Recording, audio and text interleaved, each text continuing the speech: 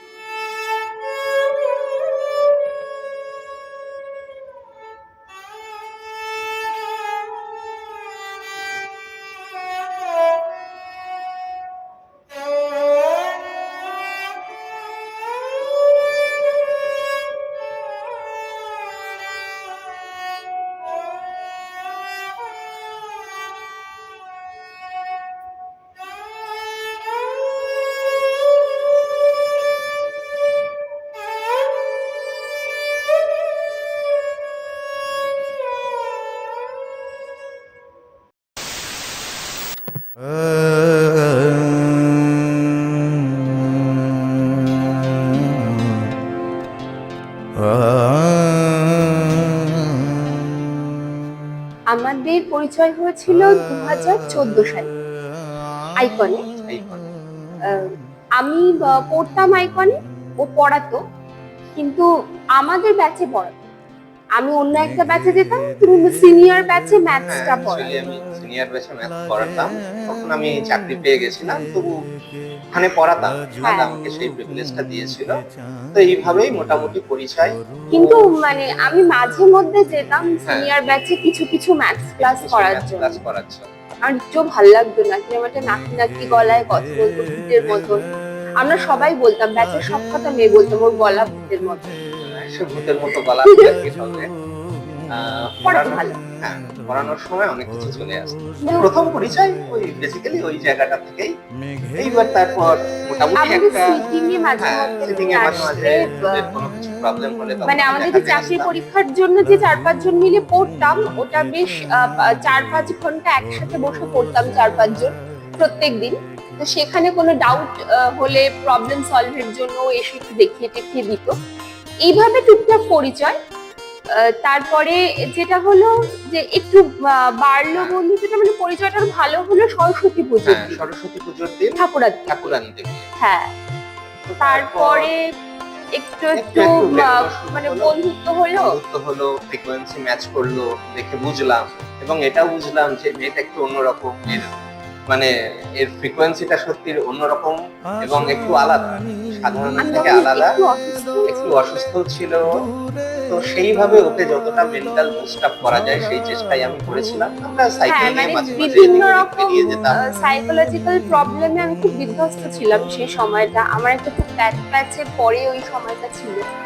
তো খুব ভালো সাপোর্ট করেছিলে তুমি আমাকে, মানে ওই সাপোর্টটার জন্য। আসলে না, আমাদের বিয়েটা ঠিক হওয়া এবং বিয়ে হয়ে যাওয়া সেই পর্যন্ত প্রেম ব্যাপারটা ঠিক হয়নি না, মানে গদগদ প্রেম বা প্রেম বলতে যেটা বোঝায় সেটা হয়ে ওঠেনি, কিন্তু মানে খুব ভরসার একটা ব্যাপার, ভরসার জায়গা ছিল, ফ্রিকোয়েন্সি ম্যাচিংটা ছিল এবং একটা ভালো বন্ধুত্বের জায়গা ছিল। সেই থেকেই জিনিসটা শুরু হয়েছিল। আর আমার সব কাজে সঙ্গ দেওয়ার মতন লোকও খুব কম ছিল, কারণ আমি হয়তো ভোর 5টায় একটু সাইকেল নিয়ে বেরিয়ে, ভোরবেলা কুয়াশার মধ্যে ঠান্ডার মধ্যে ভোর 5টায় সাইকেল নিয়ে একটু বেরোলাম, কিংবা 5 কিলোমিটার হেঁটে আসলাম, কিংবা মানে এমনি ঘুরে বেড়ালাম, এরকম কোনো অনেক কিছু করতাম। সেগুলোতে খুব কম লোক সঙ্গ দিত, ও দিয়েছিল। এবং আরো যে যে সব ব্যাপার স্যাপার পাগলামি ছিল সেগুলোতে তুমি একটু দিয়েছিলে সঙ্গ। তাই জন্য যখন বাড়ির লোকজনরা এরপর হঠাৎ করে বাড়ির লোকজনরা নিজেরাই বিয়ের জন্য বলে, বিয়ের জন্য নিজেদের মধ্যে যোগাযোগ করে, তখন প্রেমটা না থাকলেও দুজনের কেউই মানে ঠিক রাজি হয়েছিলাম বলা চলে। কারণ হচ্ছে ভরসাটা খুব ভালো ছিল, ভরসাটা খুব ভালো চলেছিল, আর মোটামুটি একটা জীবনে মনে হয়েছিল কেটে যাও, হতেও হ্যাঁ, পারে, হতেও পারে ইট ক্যান ওয়ার্ক আউট, সেই জিনিসটা কাজ করতেও পারে। এরপর 2015 সালের 21শে ফেব্রুয়ারি, এটাও খুব একটা গুরুত্বপূর্ণ দিন আমাদের জীবনে। তো ওই দিনও আমরা সেই ফ্রিকোয়েন্সি ম্যাচিং যে জিনিসটা বারবার আমি বলছি, সেই জিনিসটা খুব ভালোভাবে কাজ করেছে। তো তারপরে হ্যাঁ। যেটা হলো, একটা নীল রঙের কাঁচের হ্যাঁ, গুলি নীল রঙের কিনে একটা দিয়েছিলাম। কাঁচের মানে গুলি আমি এরকম পাথরের ছিলাম, মতো আমার কাছে কিনে খুব দিয়েছিল। ইম্পর্টেন্ট ছিল নীল রঙের কাঁচের গুলি, নীল রং খুব পছন্দের ছিল, কাঁচের গুলি দেখতে সুন্দর, ওটা আমার কাছে একদম মানে হীরের মতন মূল্যবান ছিল। এবার সেটাকে যে আরেকজনকেও যে সেটাকে মূল্য দিতে পারে, মানে হ্যাঁ এটা সুন্দর জিনিস, এইটুকু বলতে পারে, এটাই আমার কাছে অনেক বেশি ছিল।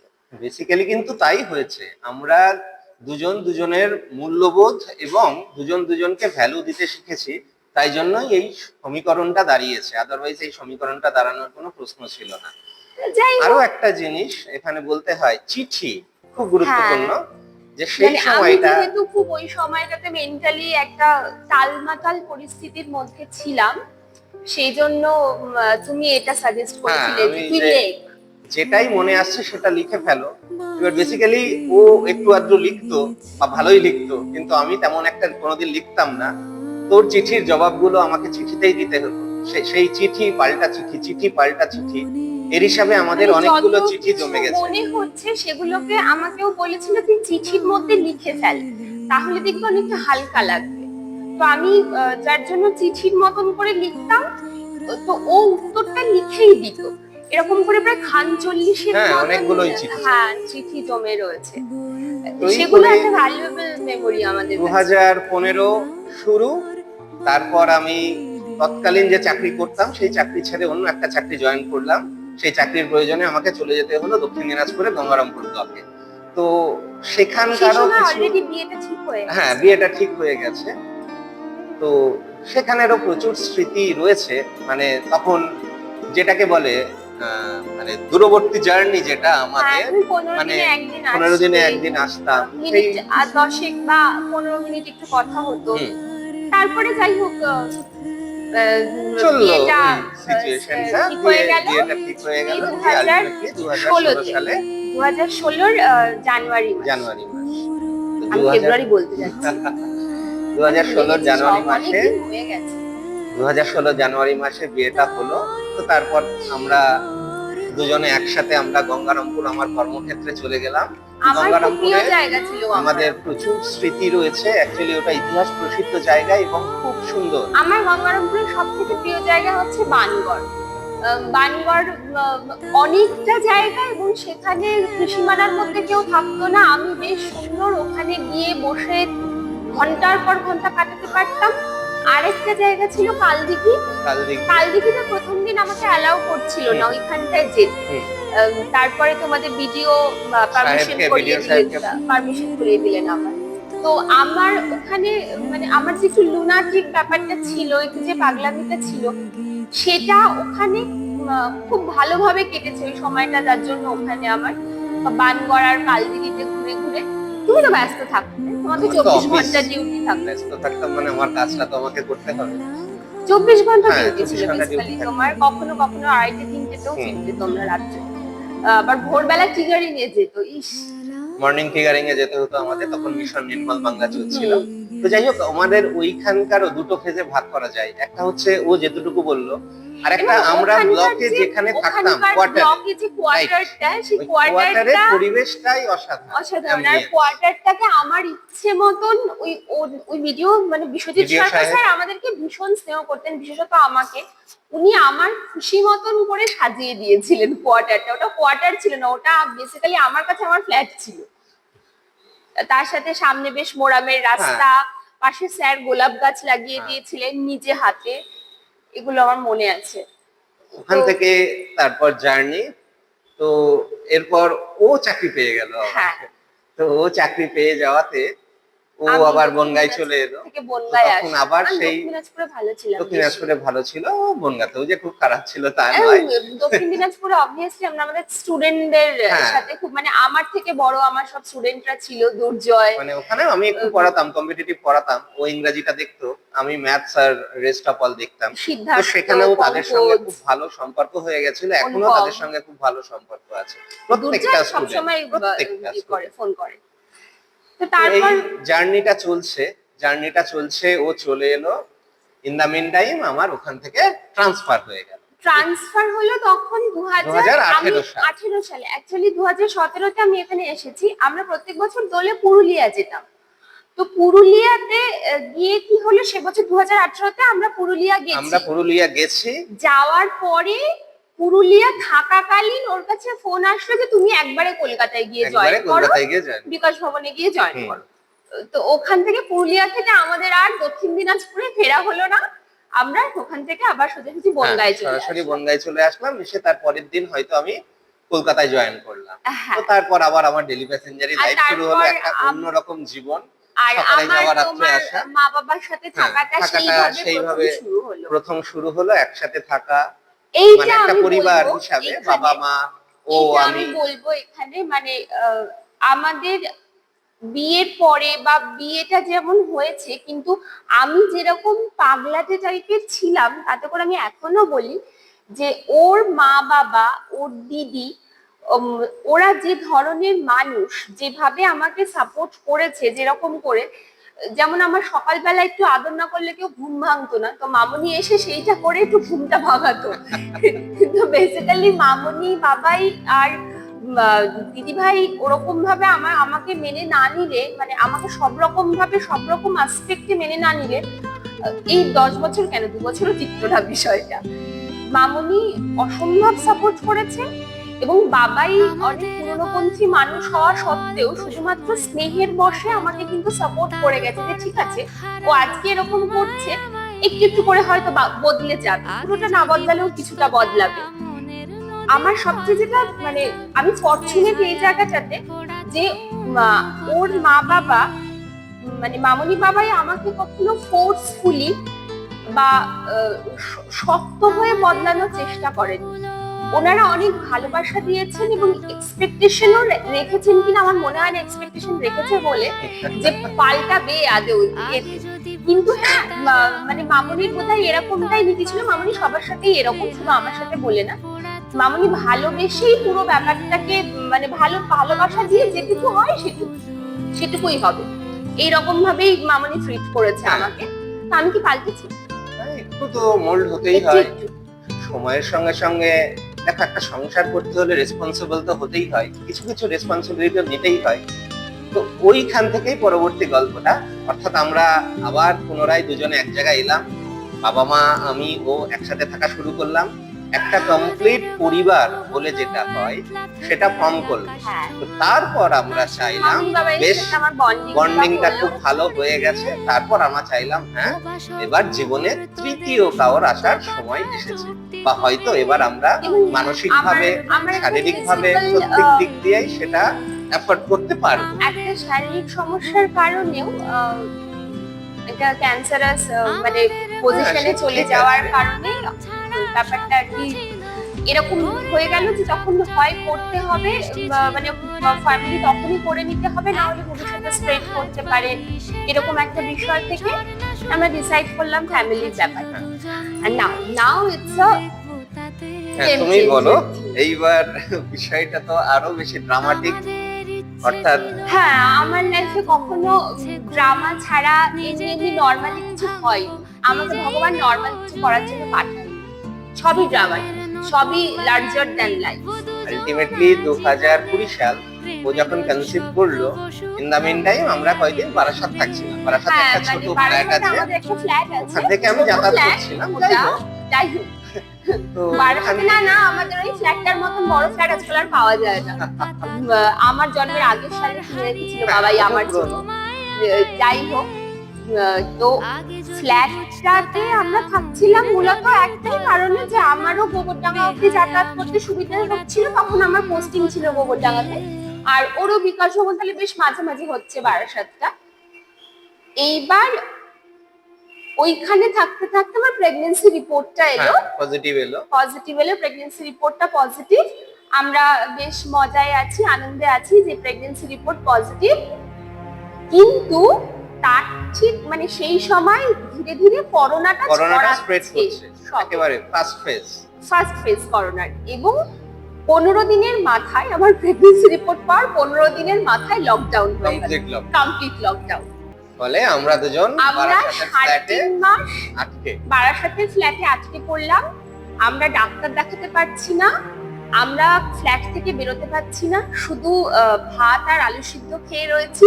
মানে যতটুকু যা আমি বাইরে বেরিয়ে জোগাড় করতে পারতাম, কিন্তু শুধু ভাত আর আলু সিদ্ধ খেয়ে রয়েছি, ফ্ল্যাট থেকে বেরোতে পারছি না। আমরা ডাক্তার কোনো রকম ভাবে দেখাতে পারছি না, ইউএসসি করতে পারছি না, কোনো কিছু করতে পারছি না। এর মধ্যে আবার 2 দিন ব্লিডিং হলো, হওয়ার পরে ইনজেকশন চালু করে দিল। এই সেই ইনজেকশন দেওয়ার লোক পাচ্ছি না, তাই নিজেরা ইনজেকশন দেওয়ার মতো একটা কন্ডিশনে পৌঁছে গেছি। সেই প্রসঙ্গে আরো একটা বলি, তার সাথে আমাদের ফ্ল্যাটের সামনে যে দোকান নিতাই মেডিকেল, ওখানে সিন্টুদা বলে একজন, সে আমাদের খুব হেল্প করেছে। ওর প্রত্যেকটা ইনজেকশন তার সাথে থাকাকালীন যতগুলো দিতে হয়েছে উনি দিয়ে দিয়েছিলেন মানে। এবং উনি না থাকলে করোনার সময়টাতে, সেই সময় লোকজন কাউকে ছুটছে না, সেই সময় যে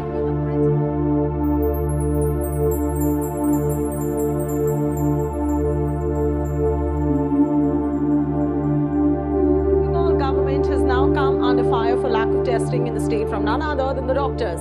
The doctors have complained of lack of personal protective equipment or PPE and said that not enough of coronavirus testing is being conducted in West Bengal.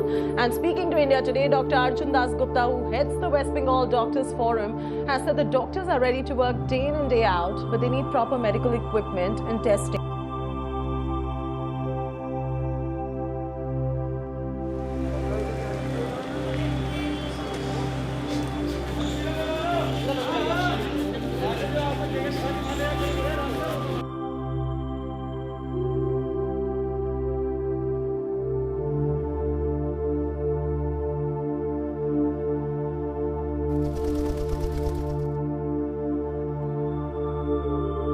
About that I am going to do night duty and there is no PPE. I have gone this patient and this patient has got symptoms of COVID. I haven't got PPE, and these phone calls are coming day in and day out. We sincerely request, because for the healthcare workers the PPE is life and death, and they need the PPE. If they are not protected, then it's as good as death sentence. And the doctors are not afraid. They are like soldiers, and soldiers will never leave the battlefield, but they need their weapons.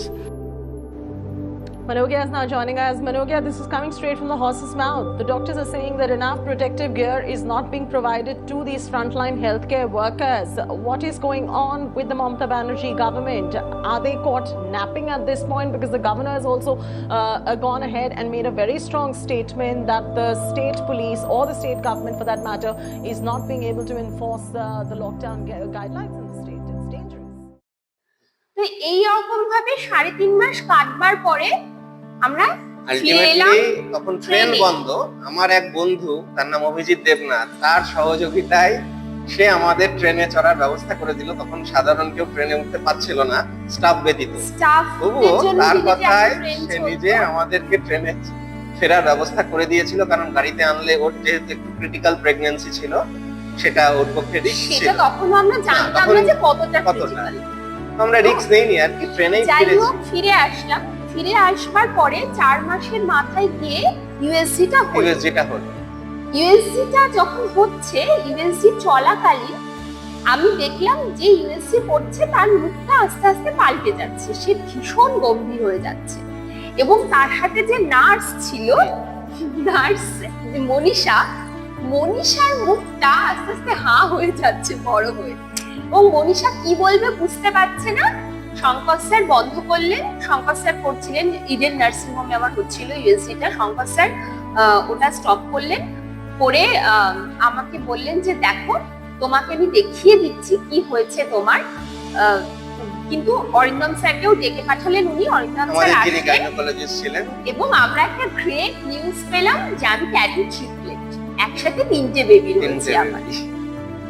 এবং এখন এমন একটা কন্ডিশনে যে এখান থেকে মানে abort মিশনের না, কোনো হবে না, জায়গা নেই, সম্ভব না। কোনোভাবেই সম্ভব নয় অ্যাবর্ট মিশন। তো খুব স্বাভাবিকভাবে মানে তখন মানে আমি প্যানিকড, বাট আমি প্যানিকটা অতটা প্যানিক করিনি, কিন্তু ও খুব প্যানিক করে প্রথমে 8 গেছে। ঘন্টা 1 ঘন্টা এটা একটু খুব প্যানিক স্বাভাবিক করেছিলাম। ব্যাপার। ট্রিপলেট প্রেগন্যান্সি একটা প্রচন্ড ক্রিটিক্যাল প্রেগন্যান্সি। তো আমি প্রেগন্যান্সি জানি আমার লাইফে আহ, সবসময় মানে- এরকম কঠিন কঠিন ব্যাপার স্যাপার এসছে পুরো জীবনটা মানে জুড়ে, সেটাকে কিন্তু টিকিয়ে রাখাই একটা খুব বড় চ্যালেঞ্জিং এইটা ছিল। একটা অন্যরকম, মানে এটার উপরে আমার হাত নেই, আমি চাইলেই পুরোটা কন্ট্রোল করতে পারবো না, বা আমি খেটে পরিশ্রম করে এটা থেকে বেরিয়ে আসতে পারবো না, এরকম একটা ব্যাপার। তো যাই হোক, ইনিশিয়াল স্ট্রাগলটা কাটিয়ে মানে ও আমি যখন ফিরছিলাম হ্যাঁ। রাস্তায় গাড়িতে, তখনই আমার বেশ আস্তে আস্তে আমার মাথার কনফিডেন্সটা ভেতরে ব্যাক মানে করছে। পাগলটা আবার আস্তে আস্তে ব্যাক করছিল, এবং আমার তখন মনে হলো বাহ, আমি একটা দারুণ ব্যাপার করতে চলেছি। আমার বেশ ভেতরে মানে জগৎজননী ফিলটা এলো, আমার বেশ মনে হলো যে আমি আর একটা মিরাকেল করবো। ফিরতে ফিরতে এটা মনে তো হলো। সেটা তো আমার মিরাকেল, মাঝে মধ্যে ব্রেকডাউন হতো হ্যাঁ। টেনশনে। কিন্তু মিরাকেলটা আলটিমেটলি মিরাকেলই হলো, কারণ ট্রিপলেট প্রেগন্যান্সি ও 32 সপ্তাহ ক্যারি করেছে, যেটা 34 মোটামুটি সপ্তাহ। আমাদের 34 সপ্তাহ। সপ্তাহ। আমাদের ডাক্তারবাবু ছিলেন ডক্টর অরিন্দম মজুমদার, তিনিও আমাদের কাছে ভগবান। অসংখ্যবার রাত 1টা-1:30টায় ও ফোন করেছে যে ডাক্তারবাবু শুধু কি তাই করবো, নয়, মানে বিভিন্ন বিষয়ে। বিপ্র, অভিজিৎদা, মানে ওরা অরিন্দম টিমটা। স্যার, এনারা মানে শঙ্কর স্যার, মনীষা, ওরা প্রত্যেকে, আমি যখনই ফোন করি, এবং রাত্রেবেলা শেষের দিকে তো 9টা নাগাদ অরিন্দম স্যার নিজেই নিজে রোজ ফোন কথা করতেন বলতেন। একবার করে। এবং মানে আমার যেটা হয়েছিল সেটা হচ্ছে, সেই সময় আমার একটা আসরিক বল এসেছিল শরীরে, বলা যেতে পারে। মানে আমি জানি না, হয়তো লম্বা বলে বা যে কোনো কারণেই হোক, আমি ক্যারি করতে পারছিলাম, এবং প্রচুর শ্বাসকষ্ট হতো সেই সময়টাতে, পরের দিকে প্রচন্ড উঠে আসতো শ্বাসকষ্ট তো? হতো। হার্টে 3টে ধাক্কা বেবির মারতো। কারণে, একটা বেবি হার্টের কাছাকাছি ছিল, প্রচন্ড শ্বাসকষ্ট শেষের হতো। দিকে ও তো শুতে পারতো না, জাস্ট আতশোয়া হয়ে বসে 45 থাকতে ডিগ্রি হতো। অ্যাঙ্গেলে 2 মাস আমি বসেছিলাম, এবার 24/7। এটা আরো একটা মানে ভগবানের আশীর্বাদই বলবো মানে আমাদের জীবনে। সেই সময়টা লকডাউন ছিল বলেই কিন্তু আমি ওই গোটা সময়টা ওর সাথে থাকতে পেরেছিলাম। হ্যাঁ, যদি কারণ রেগুলার আমার সময় থাকতো আমি পরিস্থিতি মোটেই সেই অত সময় ছুটি নিয়ে ভীষণ থাকতে খারাপ পারতাম। হয়েছিল। আমার পরিস্থিতি এমন ছিল যে মানে যতক্ষণ আমার গায়ে ওই গামছা টামছা কিছু একটা দিয়ে একটুখানি বোলাতে সারা গা থাকে, চুল করছিল। মানে প্রচন্ড চুল করছিল, পা ফুলতে ফুলতে পা ফেটে গেছে, ফেটে রক্ত গেছে। পড়ছে, হাত পা ফুলে গেছে, হাত পা ফেটে রক্ত পড়ছে। তো যতক্ষণ ওইটুকু করা হতো, আমি ততক্ষণই একটু ঘুমোতে পারতাম। আর মানে খেতে তো তেমন কিছু সে সময় পারতাম না, মানে এতটাই আমি মানে মানে ফুলে ছিল সব, সারা প্রচুর জল জমেছিল। তা সত্ত্বেও ট্রিপলেট বেবি নিয়েও আমি কিন্তু হেঁটেই পুরো সময়টা কাভার করছি, মানে আমি হাঁটা চলা করতে পেরেছি, হাঁটাচলা টুকটাক করতে কাজকর্ম পেরেছি, করেছি, কাজকর্ম করতে এবং পেরেছি। টুকটাক না একটা খুব বড় কাজ করেছিলাম ও সেই সময়। পেন্টিং আমি করছিল, প্রচুর পরিমাণ portrait পোর্ট্রেট করেছে। করেছি সেই সময়। ডাক্তারবাবুর পুরো টিম, তার ফ্যামিলি, আমার নিজেদের বন্ধু বান্ধব থেকে শুরু করে প্রচুর পেন্টিং করেছি এই সময়, সমস্ত পোর্ট্রেট। ওই সময়টায় আমার ক্রিয়েটিভিটি একটা নেক্সট লেভেলে চলে গেছিল ছবি আঁকার সেই ব্যাপারটা। জার্নিটা মানে কঠিন ছিল, কিন্তু আমরা পার করেছিলাম। তো এই কঠিন জার্নিটা পার করে প্রচন্ড আলটিমেটলি খাবারের কষ্ট, হ্যাঁ। শ্বাসকষ্টের জন্য আমাকে অক্সিজেন দিয়ে রাখতে হতো, কিংবা ওই নেবুলাইজ নেবুলাইজ করতে করতে হতো। হতো।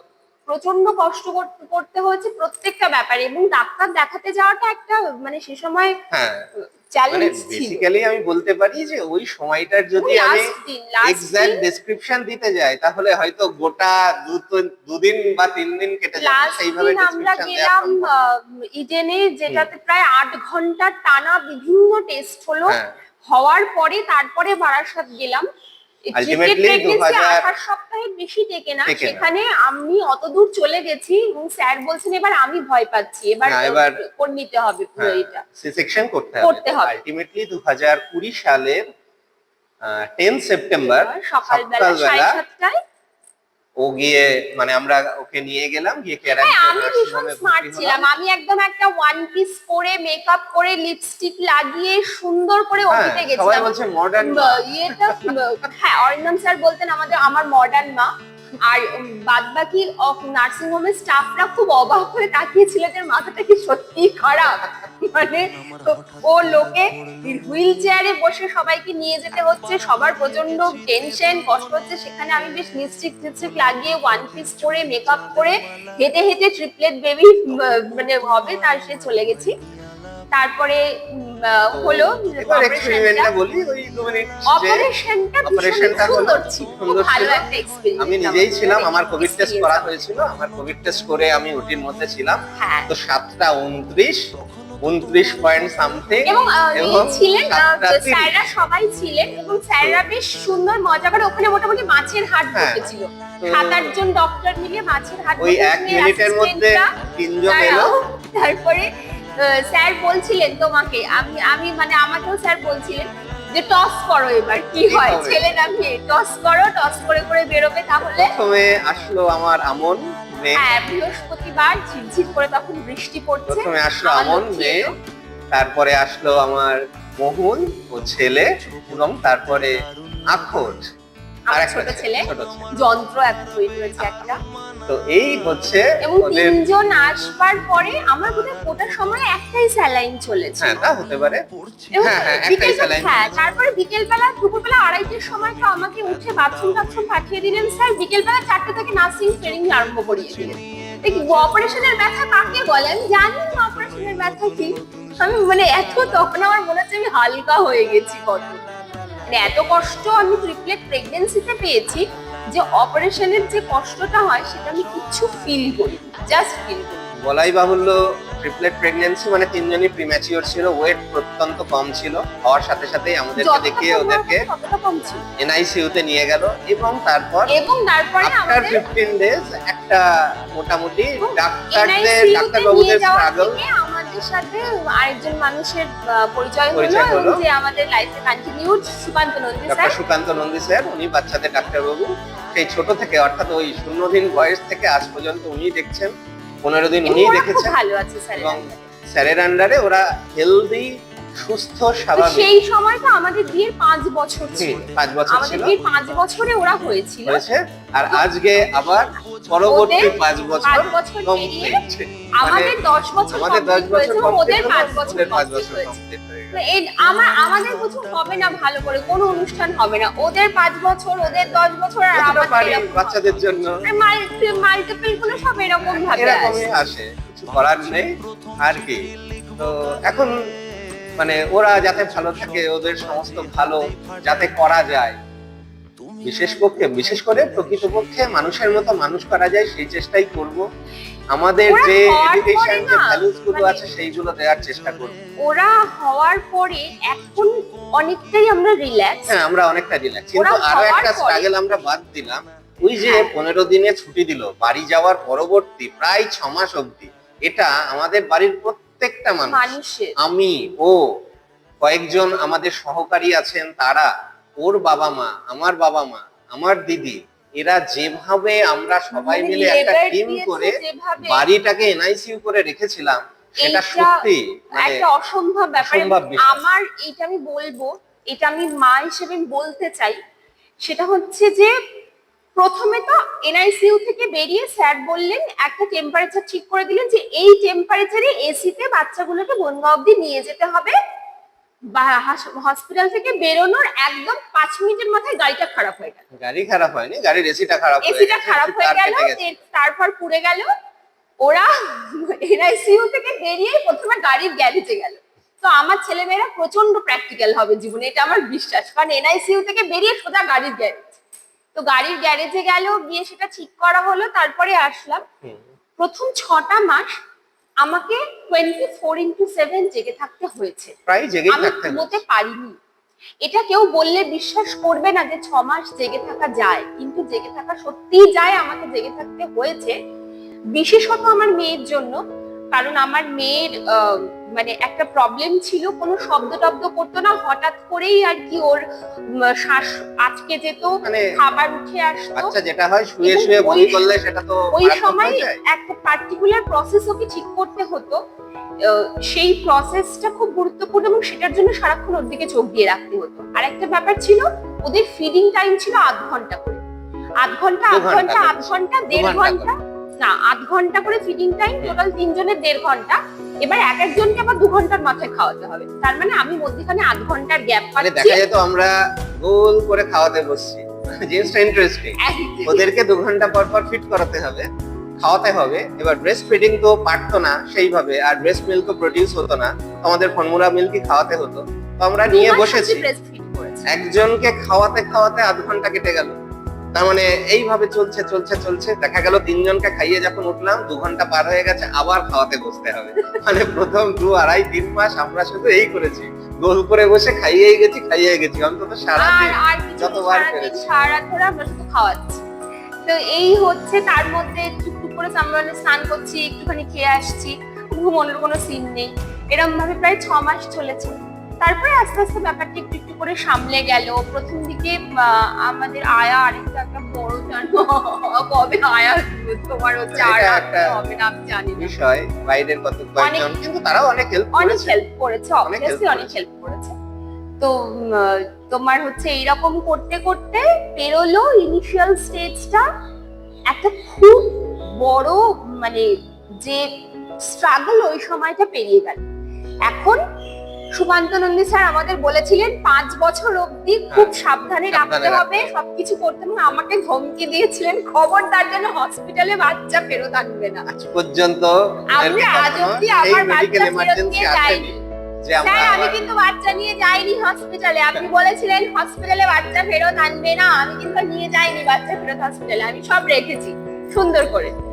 তো আজকে 5 বছর হয়ে গেছে, এইবার আমি মুক্ত। হ্যাঁ, মানে মোটামুটি তাদের যন্ত্রণা দেখতে দেখতে এখন ওই আর কি। তো আপনারাও দেখতে পারবেন একটু পরে যে আজকে তো জন্মদিন, তো দেখুন আজকে সারাদিন ধরে বাস সময়টা ধরে ওরা কি দুরন্তপনা করে, মানে কি জিনিস হয়েছে এবার আপনারা বুঝতে পারবেন। আমার ছোট ছেলেটা, বড় ছেলেটা এবং আমার শান্ত মেয়েটা কি করে সেটা দেখবেন।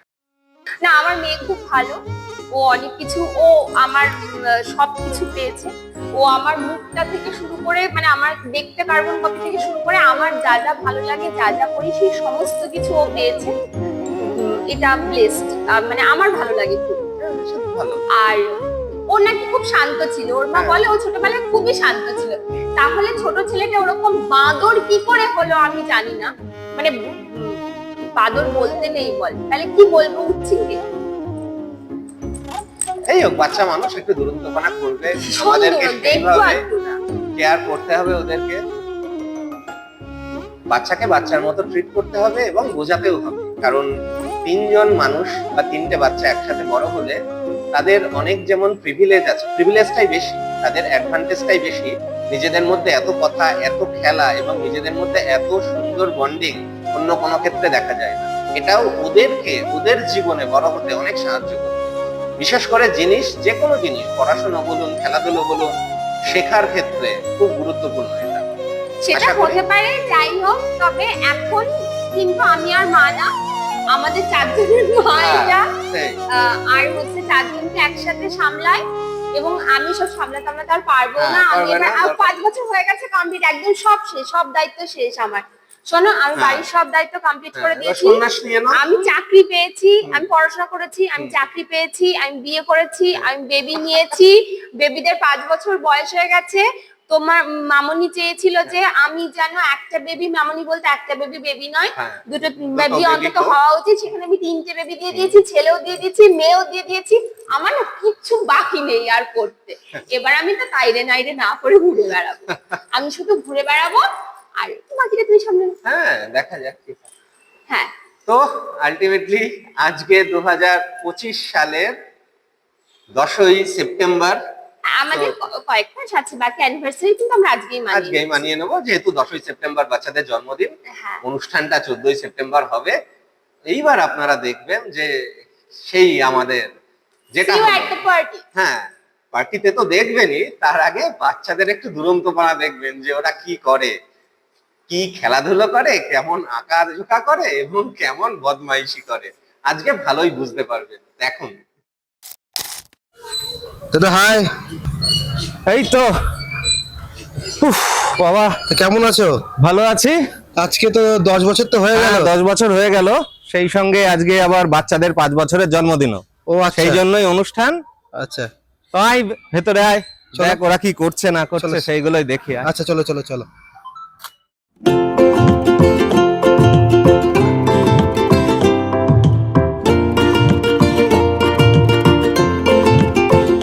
আমার এই ছোট্ট ঝুড়ি এতে রামরা বোন আছে, দেখে যা নিজের চোখে হনুমান কেমন নাচে গো। আমার এই ছোট্ট ঝুড়ি এতে রামরা বোন আছে, দেখে যা নিজের চোখে হনুমান কেমন নাচে। এ সুযোগ পাবে না আর, বলো ভাই কি দাম দেবে, পুতুল নেবে গো পুতুল, পুতুল নেবে গো পুতুল।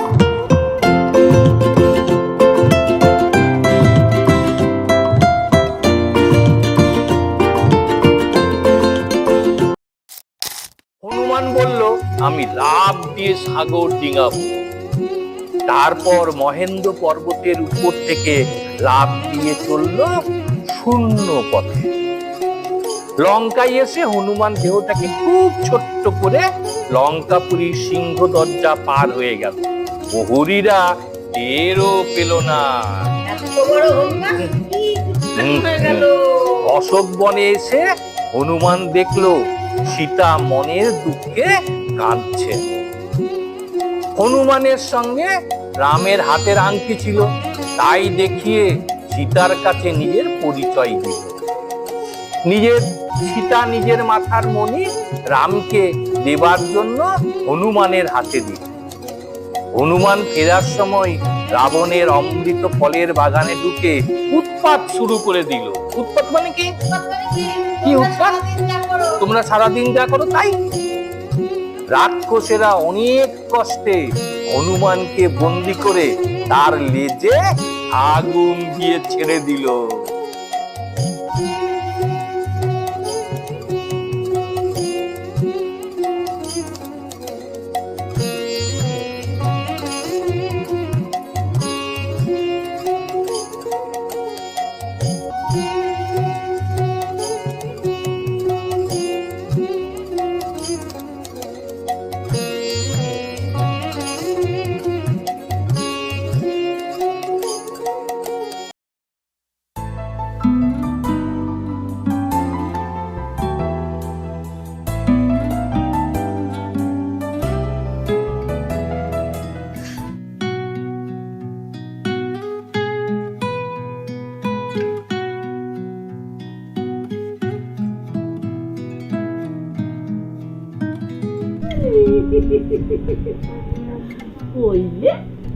কোনো নিঝুম ঘুম ঘুম রাতে ভিজে দক্ষিণা হাওয়াতে আমি হারানো আবদারে চাঁদের গল্প বলি কাকে। কোনো নিঝুম ঘুম ঘুম রাতে ভিজে দক্ষিণা হাওয়াতে আমি হারানো আবদারে চাঁদের গল্প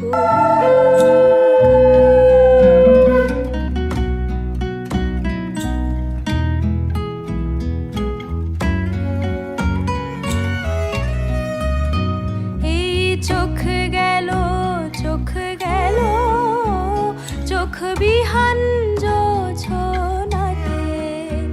এই চোখ গেল চোখ গেল চোখ বিহান জোছনাতে আমি মাটির উঠোন পেতে চাঁদের গল্প বলি কাকে।